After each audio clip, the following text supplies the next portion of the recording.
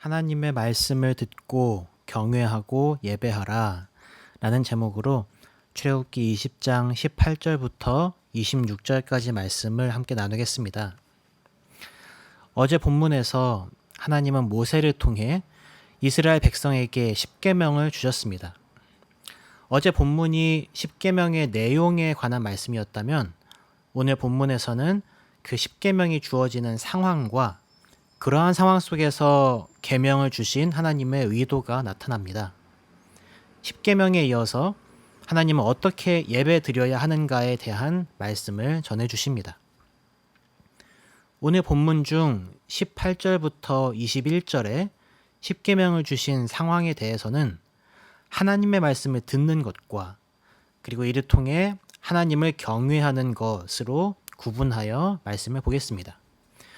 그리고 참으로 하나님을 경외하는 행위로서 예배를 어떻게 드려야 하는가를 22절부터 26절 말씀을 통해 살펴보겠습니다. 먼저 하나님은 이스라엘 백성들에게 영광스러운 모습으로 보이셨습니다. 언제 영광스러운 모습으로 보이셨습니까? 모세에게 십계명을 주실 때, 즉 하나님의 말씀을 선포하실 때 이스라엘 앞에서 영광스럽게 나타나셨습니다. 18절에 뭇 백성이 우레와 번개와 나팔 소리와 산의 연기를 본지라 그들이 볼 때에 떨며 멀리 서서. 하나님은 모세에게 십계명을 선포하실 때에 의도적으로 백성들 앞에 우레와 번개, 나팔 소리와 산의 연기로 그분의 영광을 나타내셨습니다. 백성들이 그것을 보았지요. 그리고 천지가 진동하고 하나님의 크심과 거룩하심과 어미하심이 이 모든 현상들로 가시화되자 백성들은 두려워 떨었습니다. 십계명의 말씀이 주어지기 전에, 그러니까 출애굽기 19장 16절에서도 하나님은 우레와 번개와 빽빽한 구름과 매우 큰 나팔 소리와 함께 나타나십니다. 그때도 모든 백성이 다 떨었습니다. 그러나 그때는 산 가까이로 가면 죽는다라는 하나님의 경고에도 불구하고 사람들이 자꾸 경계를 넘어서 가까이 나아가려고 했던 것 같아요. 그래서 하나님께서 모세에게 거듭 다시 내려가서 백성을 경고하라라고 하셨습니다. 그런데 하나님께서 모세에게 십계명을 주시면서 큰 위엄과 영광으로 말씀하시니까 이제 백성들의 태도가 완전히 달라집니다. 그들은 그 위엄을 보고 두려움에 떨었습니다.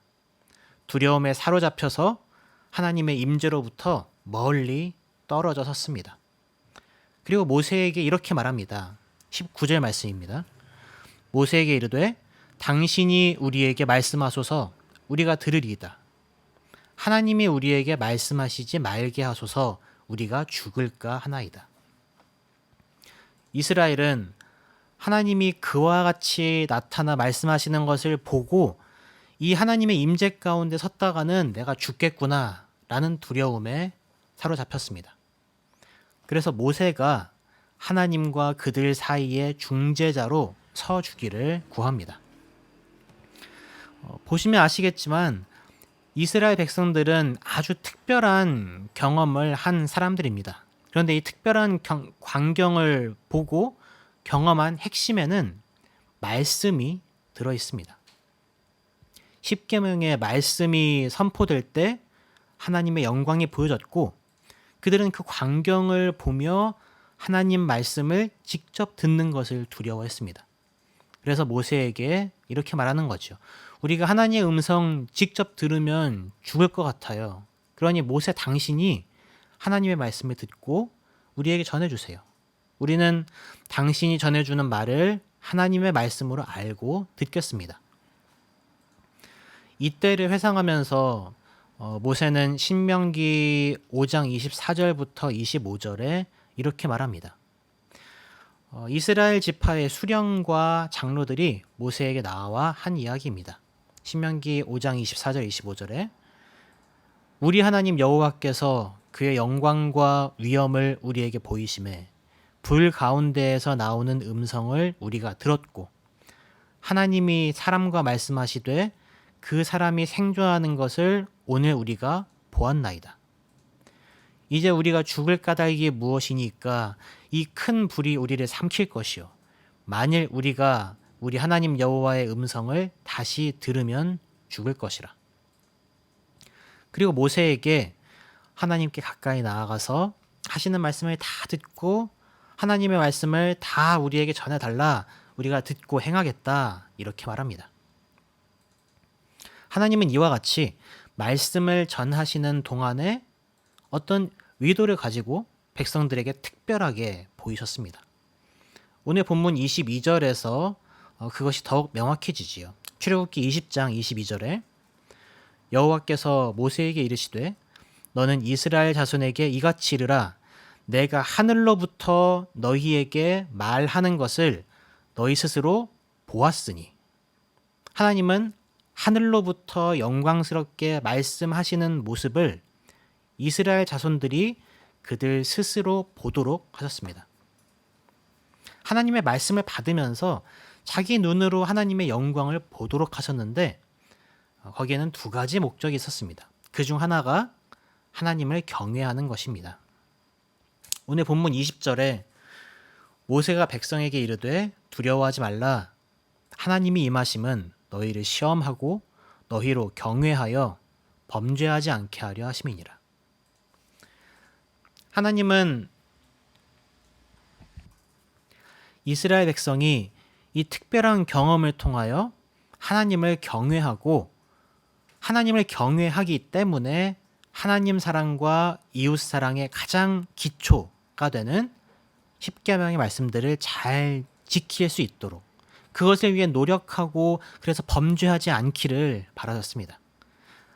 매우 특별한 방법으로 주신 하나님의 말씀을 하나님을 경외함으로 마음에 새겨 삶의 지침이 되기를 바라신 것입니다. 오늘날 우리가 하나님의 말씀을 받는 것도 이와 마찬가지입니다. 우리가 본 적도 없는 예수님을 믿습니다. 본 적 없는 예수께서 우리의 죄를 위해 성육신하시고 십자가의 저주 아래 찢겨 죽으시고 장사한 지 사흘 만에 부활하시고 승천하셔서 지금도 하늘에서 우리의 중보자로 살아 계시다는 것을 믿습니다. 이것은 어찌 보면 출애굽기의 이스라엘 백성들보다 훨씬 더 특별한 경험을 통해서가 아니라면 불가능한 일입니다. 그런 일이 우리 가운데 거하시는 성령님을 통해 가능해졌습니다. 성령님 때문에 말씀이 믿어지고 예수님을 구세주로 영접할 수 있고 우리의 삶과 역사 속에서 일하신 하나님의 손길을 볼 수 있습니다. 그리고 하나님 사랑과 이웃 사랑이라는 단순하지만 전적으로 타락한 인간의 본성상 불가능한 일이 성령님을 통하여 조금씩 영적으로 성숙해지면서 성화의 열매를 맺음으로써 가능해지는 모습들을 우리는 성도들의 삶과 또 우리 자신의 삶에서 발견하게 됩니다. 성령님 안에서 우리는 하나님을 무서워서 피하고 싶고 그저 벌벌 떨기만 하는 것이 아니라 거룩하시고 위대하신 그분 앞에 겸손히 나아가 경외하며 인격적인 관계를 맺을 수 있는 것입니다. 이렇게 하나님은 성령님 안에서 우리가 하나님의 말씀을 듣고 하나님을 경외하기를 바라십니다. 그리고 하나님을 경외하는 가장 위대한 표현으로 우리는 하나님을 예배합니다. 23절부터 26절까지 하나님은 어떻게 예배를 드려야 하는가를 말씀하십니다. 흥미로운 점은 22절에서 내가 하늘로부터 너희에게 말하는 것을 너희 스스로 보았다 라고 하시면서 곧바로 하나님을 예배하되 보이는 무언가로 형상화시키지 말라라는 명령을 주신다는 겁니다. 사실상 10계명 중 제1계명과 2계명의 반복인데요. 은이나 금으로 신상을 만들지 말라고 하십니다. 하나님은 사람이 하나님을 비겨서 신상을 만드는 목적을 정확하게 꿰뚫어 보고 계십니다. 23절에 너희를 위하여 신상을 만들지 말라고 하십니다. 하나님을 예배한다고 하면서 신상을 만드는데 그건 사실상 하나님의 영광을 위한 것이 아니라 내가 이상화하는 하나님을 나의 필요에 맞도록 끼워 맞춰서 나를 위한 하나님을 형상화하여서 내가 섬기겠다는 겁니다. 하나님 되심을 부정하고 나의 필요를 위해 하나님을 이용하는 것이지요. 하나님은 이러한 예배를 받지 않으십니다. 하나님의 말씀을 존중하며 하나님을 경외하는 마음으로 최대한 단순하게 흙으로 단을 쌓고 혹여 돌로 제단을 쌓더라도 다듬지 않고 정갈하게 드리는 예배를 원하십니다. 화려한 장식들, 그림들, 성상들 혹은 화려한 조명과 음악 이러한 것들이 자칫 온전한 예배를 망쳐버리는 요소가 될 수 있습니다. 개혁교회가 가능한 단순하고 평이하게 강대상을 꾸미고 예배를 드리는 이유가 여기에 있습니다. 하나님의 어떠하심을 사람이 보고 듣는 것들로 제한시켜서 사람의 필요 안에 하나님을 넣어버리는 만행을 저지르지 않기 위해서 참된 예배를 드리기 위해서입니다. 하나님께서 예배의 요소로 명령하신 것은 다른 것이 아니라 번제와 화목제입니다. 흙단 위에 먼저는 제물을 다 불살라서 드리는 번제를 드리라고 명하십니다. 여기에는 번제에는 속죄의 요소가 포함되어 있습니다. 하나님의 말씀을 따라 성령님의 인도하심을 받는 참된 예배를 드리는 가운데에 우리의 죄의 문제가 주 안에서 해결된다는 것입니다. 죄의 문제의 해결 뒤에는 하나님과의 화목이 따릅니다. 그리하여 화목제를 드리라고 하십니다. 이렇게 하나님의 마음에 합한 예배를 드리는 곳에서 그곳이 어디든지 간에 하나님은 주의 백성 가운데 임하셔서 복을 주십니다. 오늘 우리 남문교회 성도님들은 하나님 앞에 어떤 모습으로 서 계시는지요? 신명기 5장 26절에서 모세가 십계명을 받는 상황을 이스라엘 자손이 바라보면서 이렇게 말합니다. 육신을 가진 자로서 우리처럼 살아계시는 하나님의 음성이 불 가운데에서 바람을 듣고 생존한 자가 누구니까? 이스라엘 백성은 분명히 놀라운 경험을 한 하나님의 백성입니다. 그런데 여러분, 우리는 그들보다도 더욱 놀라운 경험을 한 사람들입니다. 우리는 보지 않은 것을 믿으며 겪지 않은 것을 진실로 받아들입니다. 보이지 않는 하나님을 믿고 본 적 없는 예수 그리스도를 믿습니다. 무엇을 통해서입니까? 하나님의 말씀을 통해서입니다. 이 하나님의 말씀을 믿도록 하시는 분이 바로 성령 하나님이십니다. 성령님 안에서 우리는 말씀을 받아들이고 하나님의 손길을 우리의 삶과 역사 속에서 발견하며 하나님을 경외함으로 말씀대로 살기 위해 애씁니다. 이것이 결코 당연한 일이 아닙니다. 세상 사람들은, 성령 없는 사람들은 아무리 말을 해도 이해할 수가 없는 기적적인 일입니다. 택자들에게만 허락되는 하나님께로부터만 가능한 은혜입니다. 그 은혜를 힘입어서 우리가 하나님을 경외하며 속죄받고 하나님과 화목하며 순수하고 참된 예배를 올려드립시다. 내일은 주일입니다. 내일 주일을 기대하며 예배를 기다리며 영과 진리로 주께서 받으실 만한 참된 예배를 올려드립시다. 기도하겠습니다.